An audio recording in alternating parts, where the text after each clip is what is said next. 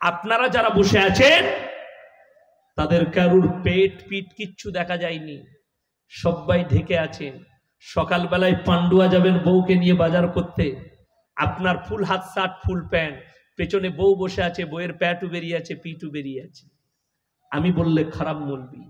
তারপরে তুমি জোহরের নামাজ পড়বে মুমিন সেজে, তোমার মতো নিকৃষ্ট আর নামরদ পৃথিবীতে নেই। আমি আপনাকে বুঝিয়ে দিই আরো ভালো করে, যারা বউদিকে বাজারে ঠেলে দাও তাদেরকে বলছি, শোনো, ঘরে বসে থাকো, বউ যাই বাজার করতে। ইনি আর আমি দু বন্ধু। ক বন্ধু বললাম? দুই বন্ধু। ধরেলেন পাশাপাশি চায়ের দোকানে বসে আছে। খুব মনোযোগ সহকারে এটা শুনবেন, এটার মধ্যে পয়েন্ট আছে। এই পয়েন্টটা যদি শুনেলেন, কাল থেকে আপনি আল্লাহর প্রিয় হতে পারবেন। সবাই হবেন, জোরে বলুন ইনশাআল্লাহ। ইনি আর আমি দুই বন্ধু পাশাপাশি বসে আছি, আমাদের মধ্যে ইয়ার কি ফোস্টামি হয়, ভালোবাসা আছে। ইনি আমাকে মজাক করে বলছে, ইয়াসিন ভাই তোমার বইয়ের ব্লাউজের সাইজ কত? ইমানদারির সঙ্গে বলুন, বন্ধুত্ব থাকবে না, শেষ হবে, শেষ হয়ে যাবে। এবং এখানেই আমাদের মধ্যে দ্বন্দ্ব শুরু হয়ে গেল, ঠিক কি না? যে তুমি আমাকে খারাপ কথা বলেছো, ইনাকে আমি খারাপ চোখে দেখবো। এটাতে আমার খারাপ লেগে গেল যে ইনি বললেন তোমার বইয়ের ব্লাউজের সাইজ কত, কিন্তু কষ্টটা কোথায় জানেন? তোমার এই কথাটাই খারাপ লেগে গেল। তোমার ঘনিষ্ঠ অন্তরের বন্ধু জিজ্ঞেস করলো, আর তোমার বউ বাজারে গিয়ে একটা পর পুরুষ দোকানিকে বলছে, দাদা আমার একটা 32 সাইজের ব্লাউজ দেখি। তখন তোমাকে লজ্জা লাগে না? কথাটা বুঝাতে পেরেছি? গুদা বাংলায় বললাম। তোমার বউ কি একটা পর পুরুষকে বাজারে জিজ্ঞেস করছে যে একটা 34 সাইজের ব্লাউজ দাও, তুমি এমন না বড় তোমার বউকে ব্লাউজ আর ছায়া এনে দিতে পারো না, তোমার বউকে তোমার বইয়ের প্রয়োজনের অন্তরের ভেতরের জিনিস তুমি এনে দিতে পারো না, তুমি নিজেকে মরদ বলে প্রকাশ করো আর মুমিন বলে প্রকাশ করো। শুনে যান, এই মৌলবি শওকতের বেটা বুক চাপড়িয়ে বলে যাচ্ছে, আমার বাজারের নাম গলসি বাজার, বর্ধমান টাউনে। বর্তমানে আমাকে এমন কোনো দোকানই নাই যে চিনে না, সবাই চিনে। আমার জলসা না থাকলে আমার আড্ডাখানা হচ্ছে বর্ধমান টাউন। আমি বর্ধমানে খাগড়াগড় মাদ্রাসাতেও পড়িয়েছি, কিছুদিন শিক্ষক ছিলাম প্রথম জীবনে, সবাই চিনে।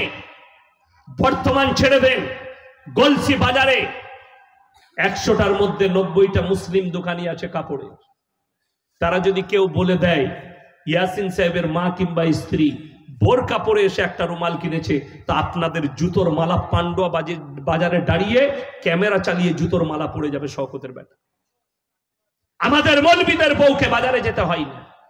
কষ্ট তো এটাই, আপনি নিজেকে মুমিন বলে দাবি করেন। শুনেলেন? আচ্ছা, আমাদের সমাজে বেতন সব থেকে কম কার? কথা বলে না, বলতে লজ্জা লাগছে আপনাদের? জোরে বলুন ইমাম সাহেবের। সব থেকে ভালো খাবার কার? আমাদের। আপনারা কি খাবেন এখনো জানি না, কিন্তু আমি কি খেয়ে এসেছি, আমরা কি খেয়েছি বলবো না, কি বুঝলেন? আমাদেরকে ভাই কি খাওয়াইছে উপরে, ওটা আর বলবো না। কেন? আপনারা বলবেন সালারা চালিয়ে দিয়ে চলে এইছে। ওই জন্য আমি বলে দিই, শুনেলেন? হাদিসে আছে নবীজি সাল্লাল্লাহু আলাইহি সাল্লাম বললেন, যারা দিনের উপরে প্রতিষ্ঠিত থাকবে, আল্লাহর রাস্তায় থাকবে, আল্লাহ মৃত্যুকাল পর্যন্ত তাদেরকে ইজ্জতের রুজি দান করবেন। জোরে বলুন সুবহানাল্লাহ। আজকে উলামারা যদি রুজি পাচ্ছে ইজ্জতের, এটা আল্লাহর তরফ থেকে দিনের উপরে প্রতিষ্ঠিত থাকার কারণে। আচ্ছা, এইখানে একটা ইমামকে একটা মৌলবীকে চিনি দেন, একজন দাঁড়িয়ে বলুন, এখানে এতগুলো এলাকার আলেম আছে, মাদ্রাসার আলেম আছে, আমাদের মধ্যে আমাদের কারুর বউ বন্ধন লোন গ্রুপ লোন করে? কথা বলে না এরা? জানেন আপনারা, কোন মৌলবীর বউ বন্ধন লোন গ্রুপ লোন করে না। ইমামের বউকে বেরিয়ে গ্রুপ লোন করতে হয় না। তুমি 20,000 রোজগার করো, তোমার বউকে বন্ধন লোন আর গ্রুপ লোন করতে হচ্ছে, তোমার নামাজ না পড়াটাই তোমার জন্য উত্তম।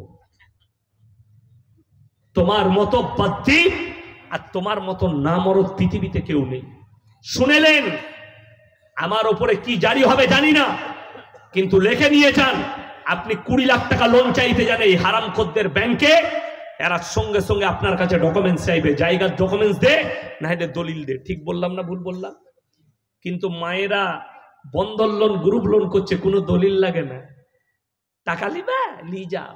ওরা তো জানে যে এত কোনো চাপ নাই, চাপ যে ভ্যান টানছে তা। কথাটা বুঝতে পারেননি?